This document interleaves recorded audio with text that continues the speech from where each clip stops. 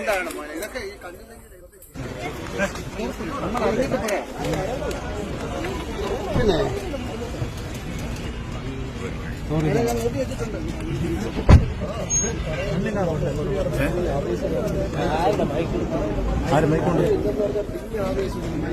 പുള്ളിയുടെ മുഖത്തേറി കൊണ്ട് കണ്ടി കയറി കൊണ്ട്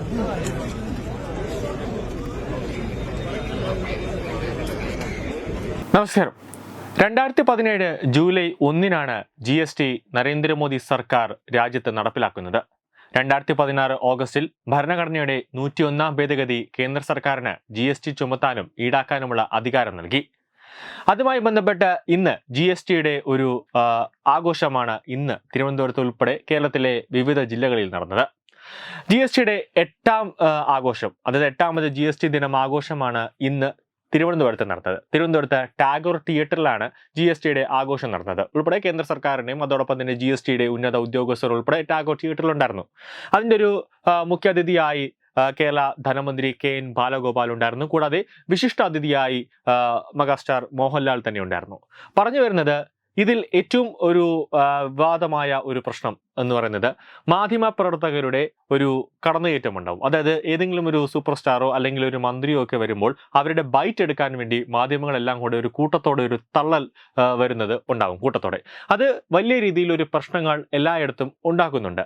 ഇവിടെയും അങ്ങനെ ഒരു പ്രശ്നമാണ് ഉണ്ടായത്. അതായത് GSTയുടെ ആഘോഷമൊക്കെ കഴിഞ്ഞ് അതിൽ വിശിഷ്ട അതിഥിയായി മോഹൻലാലിനെയാണ് ഇന്നത്തെ 8ാമത്, അതായത് 2025 ജൂലൈ 1 GST ആഘോഷവുമായി ബന്ധപ്പെട്ട് മോഹൻലാലിനെയാണ് ക്ഷണിച്ചത്. അതുമായി ബന്ധപ്പെട്ട് മോഹൻലാൽ വരുന്നു, ഉദ്ഘാടനം എല്ലാം കഴിഞ്ഞു. തിരിച്ചു പോകുന്നതിന് സമയത്ത് മോഹൻലാലിന്റെ ഒരു ബൈറ്റ് എടുക്കുന്നതിന് വേണ്ടി മാധ്യമപ്രവർത്തകർ എല്ലാം കൂടെ കൂട്ടം കൂടി മോഹൻലാലിനെ വളയുന്നു. പക്ഷേ പോലീസ് ഉദ്യോഗസ്ഥർ അടക്കമുള്ള സുരക്ഷാ ടീം അംഗങ്ങളെല്ലാം പാടുപെട്ടാണ് മോഹൻലാലിനെ ആ മാധ്യമപ്രവർത്തകരുടെ വളയത്തിൽ നിന്നും മാറ്റി കാറിലേക്ക് കയറ്റാൻ നോക്കുന്നത്. പക്ഷേ ഒരു വ്യക്തി, അത് സൂപ്പർ സ്റ്റാർ ആയിക്കോട്ടെ അഥവാ ഒരു മന്ത്രി ആയിക്കോട്ടെ ആരായിരുന്നാലും, ആ വ്യക്തിക്ക് ഒന്നും തന്നെ പറയാനില്ല എന്ന് ആ വ്യക്തി ആദ്യമേ തന്നെ പറഞ്ഞാൽ, അതായത് നോ കമന്റ്സ് നോ ബൈറ്റ് എന്ന് പറഞ്ഞു കഴിഞ്ഞാൽ അതിന്റെ അർത്ഥം പിന്നെ ആ വ്യക്തിക്ക് പറയാൻ താല്പര്യമില്ല എന്നതാണ്.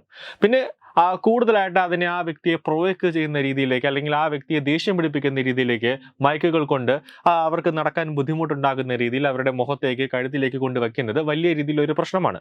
അങ്ങനെയാണ് സുരേഷ് ഗോപി അടക്കമുള്ളവർ പല രീതിയിലും പറയുന്ന ഒരു കാര്യമാണ്. അദ്ദേഹത്തിന് പറയാൻ താല്പര്യമില്ല, അല്ലെങ്കിൽ പറയാൻ ഒരു ആവശ്യവുമില്ല, അല്ലെങ്കിൽ മറുപടി ഇല്ല എന്ന് അദ്ദേഹം ആദ്യമേ തന്നെ നോ കമന്റ് എന്ന് പറയുമ്പോഴത്തേക്കും അതിനുശേഷം മാധ്യമപ്രവർത്തകർ അദ്ദേഹത്തെ ഫോളോ ചെയ്ത് അദ്ദേഹം എവിടെയൊക്കെ പോകുന്നു അവിടെയൊക്കെ ചെന്നിട്ട് ഇതിനെപ്പറ്റി അല്ലെങ്കിൽ അനാവശ്യമായ ചോദ്യങ്ങൾ ചോദിച്ച് അദ്ദേഹത്തെ ഇറിറ്റേറ്റ് ചെയ്യുന്ന രീതിയിലേക്ക് വരും.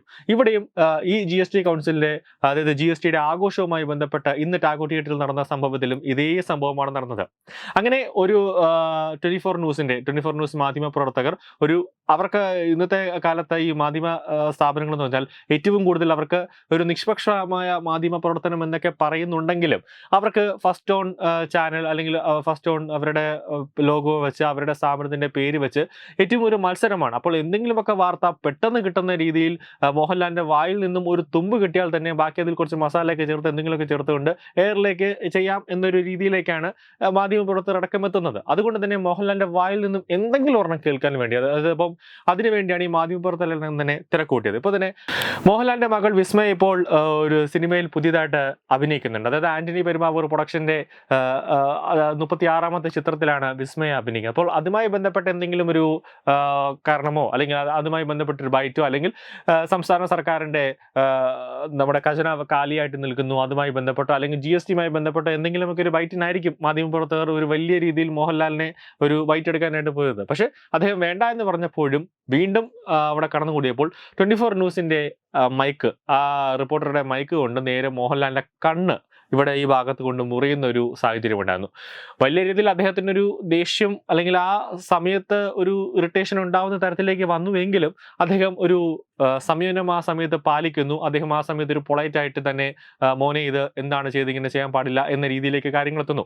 ഈ സമയത്ത് വേറെ ഏതെങ്കിലും ഒരു നടനോ അല്ലെങ്കിൽ ഒരു സംവിധാനമോ ആയിരുന്നെങ്കിൽ ആ മാധ്യമപ്രവർത്തകന്റെ മൈക്കിനെ പിടിച്ച് തറയെറിഞ്ഞ് അവന്റെ ഷർട്ടിന്റെ കോളറിൽ പിടിച്ച് വലിയ രീതിയിലൊരു വിവാദത്തിലേക്ക് പോകുമായിരുന്നു. പക്ഷെ അദ്ദേഹം അതൊന്നും തന്നെ പോവാതെ ഒരു ഇലയ്ക്കും ഉള്ളിനും കേടില്ലാത്ത രീതിയിൽ അദ്ദേഹം കാര്യം അവിടെ എത്തിച്ചു എന്നതാണ് വസ്തുത. ന്യൂസ് ഡെസ്ക് തത്വമൈ ന്യൂസ്. രാവുമായണം രാമനെ അറിയണം. സ്കൂൾ കുട്ടികൾക്കായുള്ള രാമായണം പ്രശ്നോത്തരി ജൂലൈ 20 ഞായറാഴ്ച രാവിലെ 9 മണിക്ക്. സ്ഥലം കൃഷ്ണപിള്ള മെമ്മോറിയൽ ഓഡിറ്റോറിയം, നന്ദാവനം, തിരുവനന്തപുരം. രാമായണ മാസാചരണത്തോടനുബന്ധിച്ച് തത്വമൈ TV സ്കൂൾ കുട്ടികൾക്കായി ഒരു രാമായണം പ്രശ്നോത്തരി സംഘടിപ്പിക്കുന്നു. ഈ വരുന്ന ജൂലൈ മാസം 20 ഞായറാഴ്ച തിരുവനന്തപുരം നന്ദാവനം കൃഷ്ണപിള്ള മെമ്മോറിയൽ ഓഡിറ്റോറിയത്തിൽ വെച്ചാണ് ഈ പ്രശ്നോത്തരി പരിപാടി സംഘടിപ്പിക്കുന്നത്. 10 വയസ്സിനും 15 വയസ്സിനും ഇടയിലുള്ള കുട്ടികൾക്കാണ് പ്രശ്നോത്തരിയിൽ പങ്കെടുക്കാൻ കഴിയുക. പങ്കെടുക്കാൻ താല്പര്യമുള്ളവർ പേര്, പഠിക്കുന്ന സ്കൂളിന്റെ ID കാർഡ്, ജനനത്തീയതി തെളിയിക്കുന്ന തിരിച്ചറിയൽ രേഖ എന്നിവ സഹിതം 9034347838 എന്ന നമ്പറിലേക്ക് വാട്സപ്പ് ചെയ്യുക. ഒരു കുട്ടിക്ക് 100 രൂപയാണ് രജിസ്ട്രേഷൻ ഫീസ്. പ്രവേശനം ആദ്യം രജിസ്റ്റർ ചെയ്യുന്ന 54 കുട്ടികൾക്ക് മാത്രം. വിജയികൾക്ക് ആകർഷകമായ സമ്മാനങ്ങൾ.